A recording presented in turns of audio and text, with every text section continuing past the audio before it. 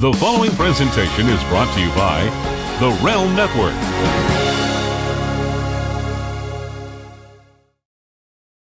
Hey, what's going on? Randy Helms here with you once again for Ouch, You're on My Hair.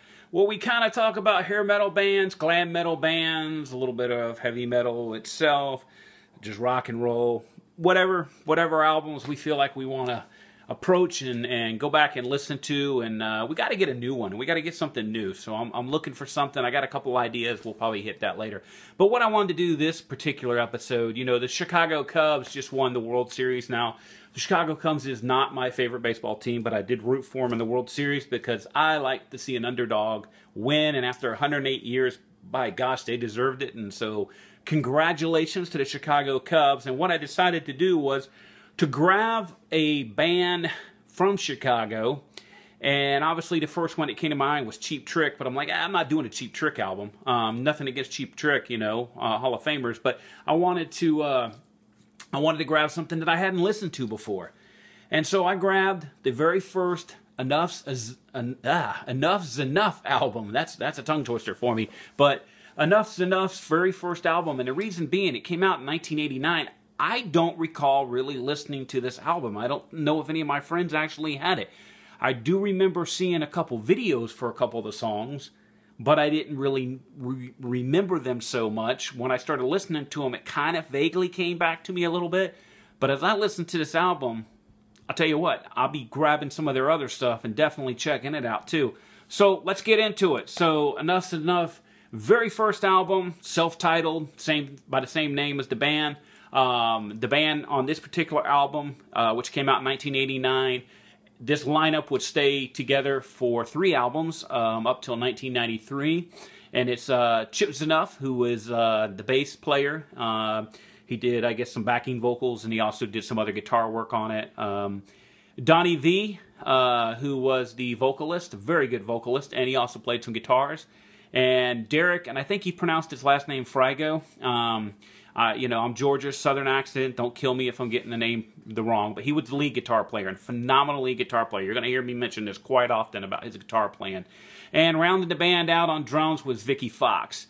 So the very first song on the album is A New Thing, which I remember there was a video for that one. And this was just a pure rocker. It's a really good opening song. Lyric-wise, they're just...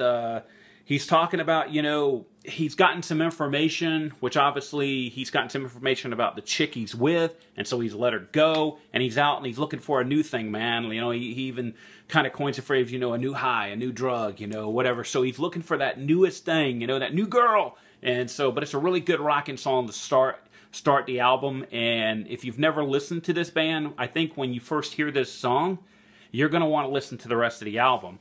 And let's move on then. So song number 2, She Wants More. This was sort of it's more of a blues-based rock song.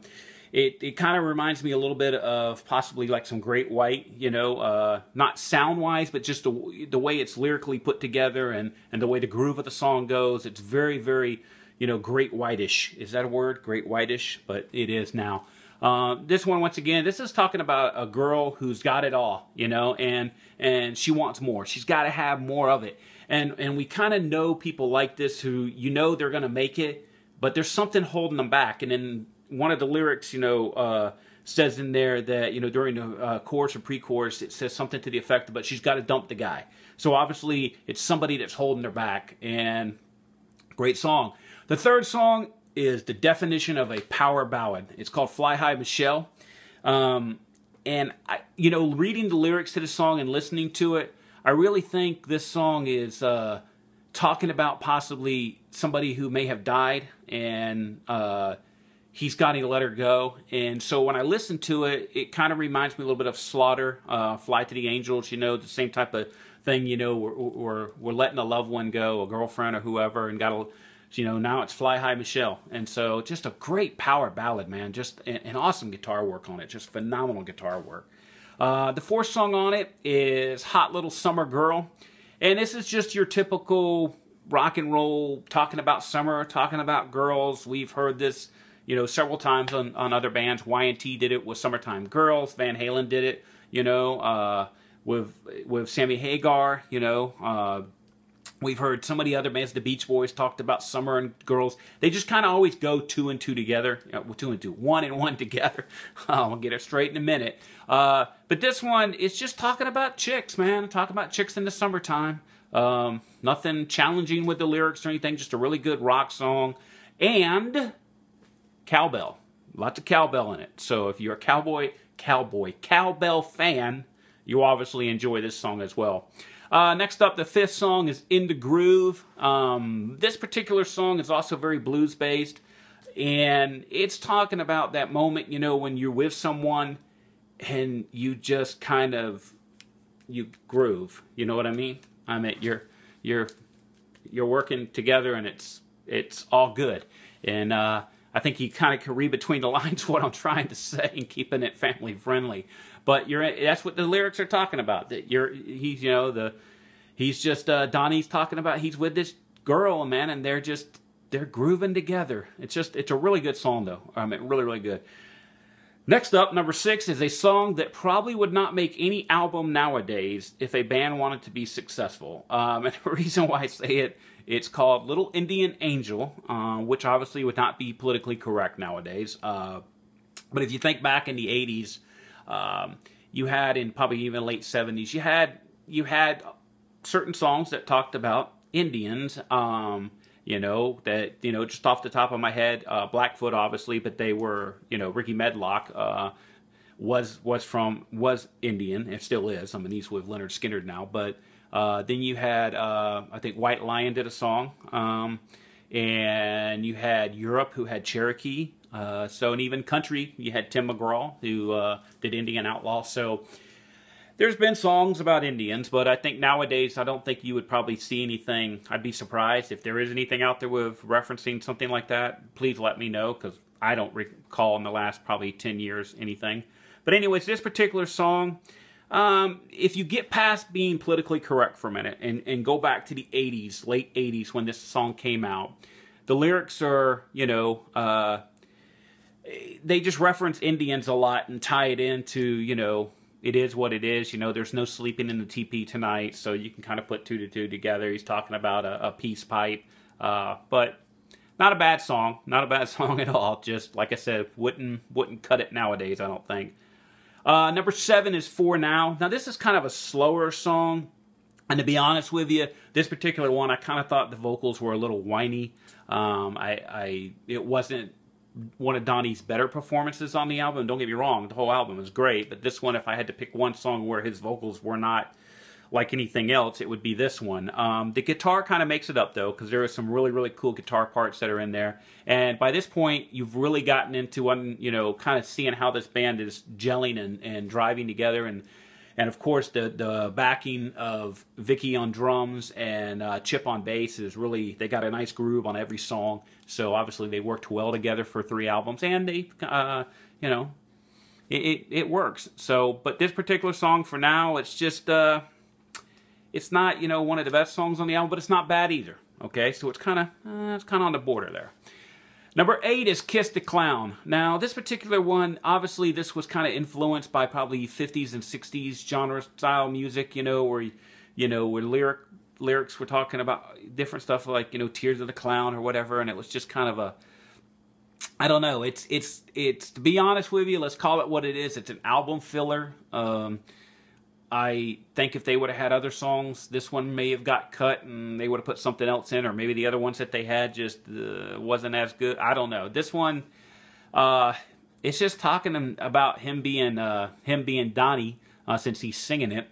Is just he's going from kind of going out and he's talking about what girl's going to come with him. He's a little arrogant, but it's not my favorite song on the album, but not bad either. I wouldn't go past it. If I was listening to it on the CD, I'd still let it play. So that's good, right? All right. Number 9, I Could Never Be Without You. This is another great power ballad, and the band is just really tight on this. From the guitar fills and everything else that's going on in the background, and the title itself kind of says what the song's about. Just can't be without you. Him and that girl, they're just going to be together forever, no matter what happens, So, good song. Coming in, the last song, On the Trigger. By far, this is my favorite song on the album. It's just a really good rock and blues, and you guys have heard me say numerous times I really like the rock and blues type of stuff. That's what I play on the guitar a lot, so I favor towards that and ballads. But this one is just, it really features Derek on the guitar. I mean, the stuff he's doing is just killer. And they even, it's kind of funny because they actually, one of the lyrics, you know, they talk about the blues note, and they say Derek's blues note. And it's kind of, when you go back and listen to it now, it's kind of paying homage because that's the album, and I'm going to go into kind of what I call the liner notes, you know, just some interesting information for you.